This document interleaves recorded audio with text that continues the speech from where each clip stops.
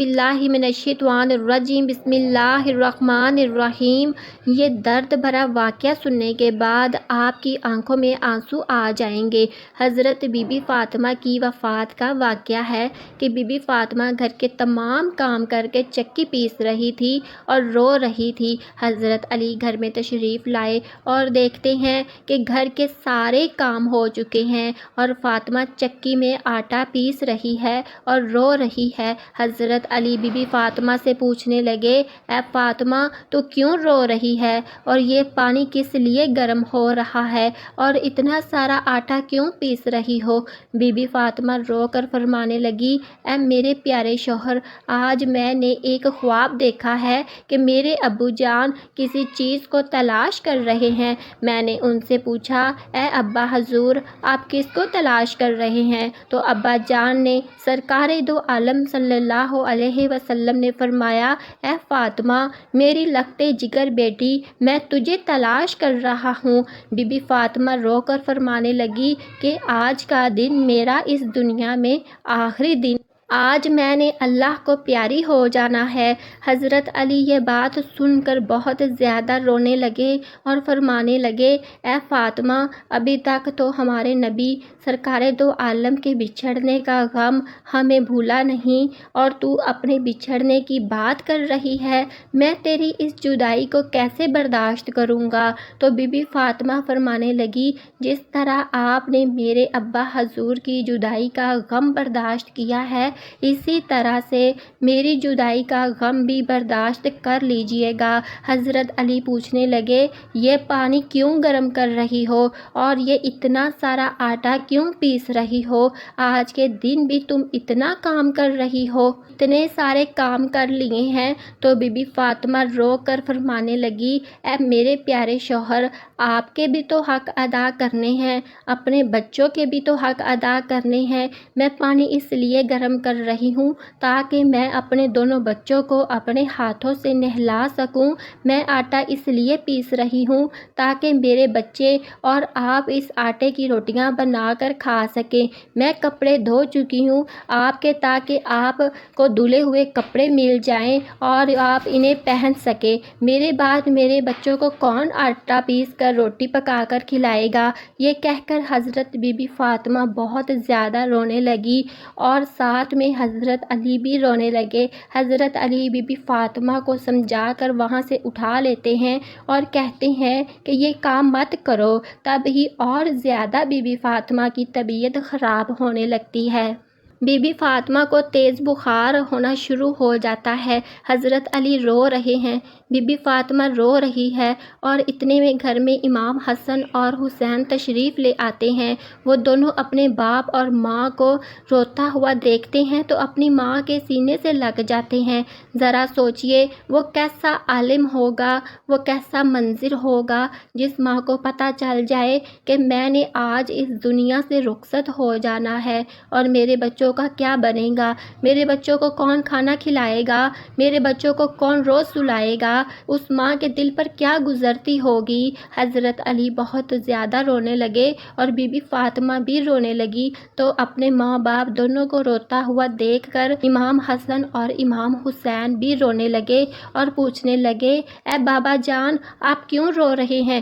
حضرت علی خاموش رہے، پھر بی بی فاطمہ سے پوچھنے لگے، اے امی حضور آپ کیوں رو رہی ہیں؟ تو بی بی فاطمہ نے فرمایا کہ تم دونوں اپنے نانا جان کی قبر پر چلے جاؤ۔ حدیث شریف میں آتا ہے کہ امام حسن اور امام حسین نبی کریم صلی اللہ علیہ وسلم کی قبر پر چلے جاتے ہیں، وہاں پر جا کر بیٹھ جاتے ہیں۔ تب ہی اندر سے آواز آتی ہے، اے میرے پیارے بچوں، تم لوگ واپس اپنی ماں کے پاس چلے جاؤ، میرے پاس تو تم آتے ہی رہو گے، لیکن آج اپنی ماں کو جی بھر کر دیکھ لو۔ آج کے بعد آپ کو آپ کی ماں نظر نہیں آئے گی۔ جب یہ بات حسن اور حسین کے کانوں میں پڑتی ہے تو وہ دوڑتے ہوئے گھر چلے جاتے ہیں اور اپنی ماں کے سینے سے لگ کر خوب روتے ہیں۔ حضرت علی بھی رو رہے ہیں، بی بی فاطمہ بھی رو رہی ہے، امام حسن اور حسین بھی رو رہے ہیں۔ اتنے میں بی بی فاطمہ کی طبیعت اور زیادہ خراب ہونے لگتی ہے۔ بی بی فاطمہ حضرت علی کو اپنے پاس بٹھا کر ان سے 3 باتیں کہتی ہیں۔ پہلی بات یہ کہتی ہے کہ میں نے آپ کے ساتھ کوئی بھی کوتاہی کی ہو، آپ کی خدمت میں کوئی کوتاہی کی ہو، آپ کی نافرمانی کی ہو، آپ کا کوئی حکم نہ مانا ہو تو مجھے معاف کر دیجیے گا۔ حضرت علی رو کر کہتے ہیں، اے فاطمہ، تو نبی کی بیٹی ہے، تو نے اپنے سارے حق پورے اچھی طرح سے کیے ہیں، میں تجھ پر راضی ہوں، ہمیشہ خوش ہوں، مجھے تجھ سے کوئی بھی گلہ نہیں ہے۔ بی بی فاطمہ دوسری بات کہتی ہے، اے میرے پیارے شوہر، جب میں اس دنیا سے وفات پا جاؤں تو آپ نے دوسری شادی کرنی ہو تو کر لیجئے گا، میرے بعد میرے بچوں کو میرے جتنا پیار دے دیجئے گا، ان کو ماں کی کمی محسوس نہ ہونے دیجئے گا۔ اور پھر بی بی فاطمہ کی تیسری بات جو آپ کو بھی حیران کر دے گی۔ بی بی فاطمہ یہ بات کہتی ہے کہ جب میں اس دنیا سے وفات پا جاؤں تو میرے جنازے میں کسی کو بھی نہ بلائیے گا۔ یہ بات سن کر حضرت علی حیران ہو جاتے ہیں اور کہتے ہیں کہ اے فاطمہ، تو نبی کی بیٹی ہے، میں جنازے میں کیوں نہ کسی کو بلاؤں؟ تو بی بی فاطمہ فرماتی ہے کہ میں نے آج تک اپنے آپ کو پردے میں رکھا ہے، غیر مرد کی نظر میرے پر نہیں پڑی، میں چاہتی ہوں کہ میرے مرنے کے بعد بھی مجھ پر کسی غیر مرد کی نظر نہ پڑے۔ جب شام ہو جائے، اندھیرا ہو جائے تو پھر آپ مجھے دفن کر دیجئے گا۔ یہ باتیں سن کر حضرت علی بہت رونے لگے اور بی بی فاطمہ بھی روتی ہے، امام حسن اور حسین دونوں رو رہے ہیں۔ سوچئے ذرا وہ کیسا منظر ہوگا جب ماں اس دنیا سے رخصت ہو رہی ہے ہمیشہ کے لیے اور اس کے بچے ماں کے پاس بیٹھ کر رو رہے ہیں۔ بی بی فاطمہ ایک اور بات کہتی ہیں کہ میں نے آج روزہ رکھا ہے، میرے ابا حضور میرے خواب میں آ کر مجھے کہا تھا کہ اے فاطمہ، تو سحری کر علی کے دسترخوان میں اور افطاری کرنا آ کر میرے ساتھ۔